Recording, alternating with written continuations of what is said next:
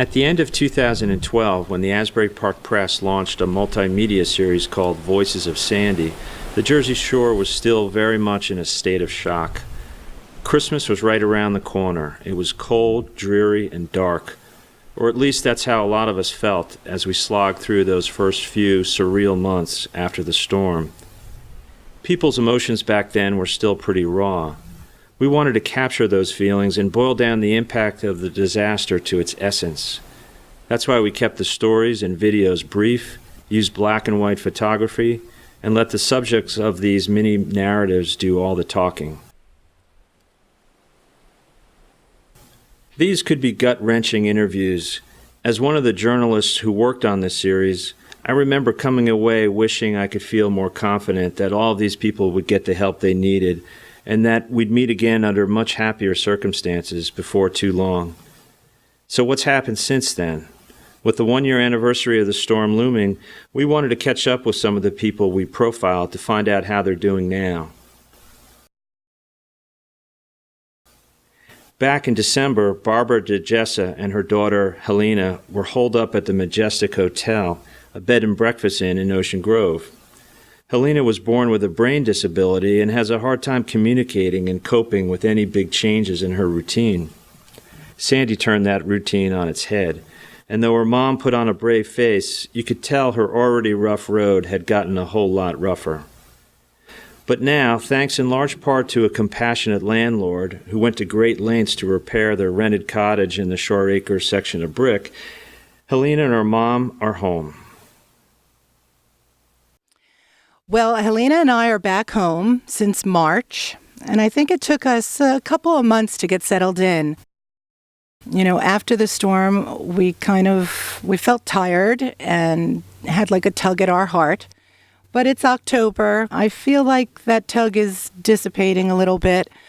We're happy to be home. Our house looks beautiful. We're decorating for Halloween. We're excited about being home for the holidays. We feel very grateful to be home. I know others haven't made it home.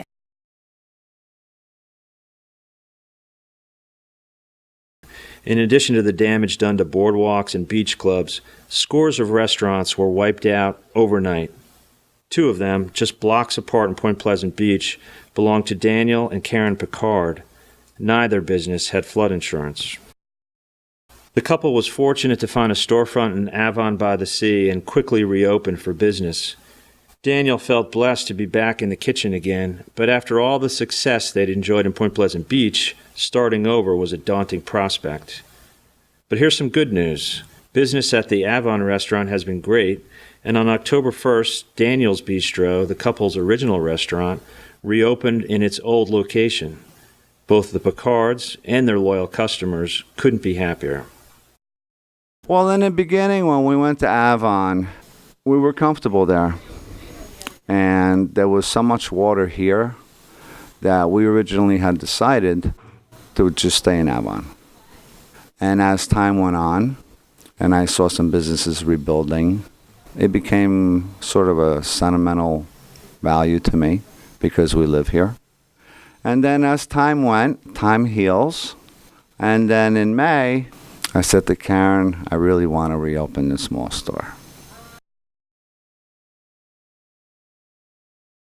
There have been no happy homecomings for Joyce and Brian Borneman. Sandy left their Union Beach home in tatters.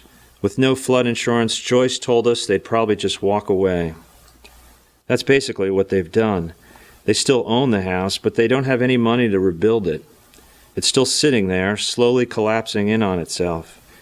Now, nearly a year after the storm, the Bornemans find themselves in a dire situation.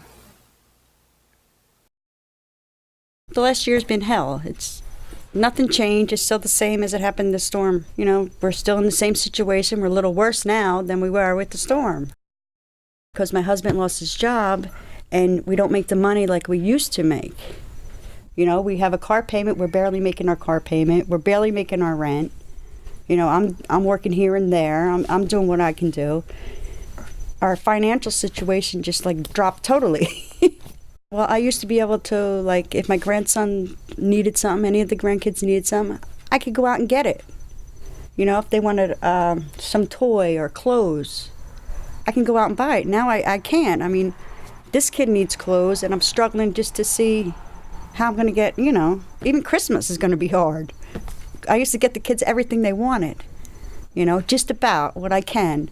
But this year it's not going to be the same. I want to have hope, but I really don't have no hope because we've just been through hell and back, and I don't know. I just don't got no hope no more.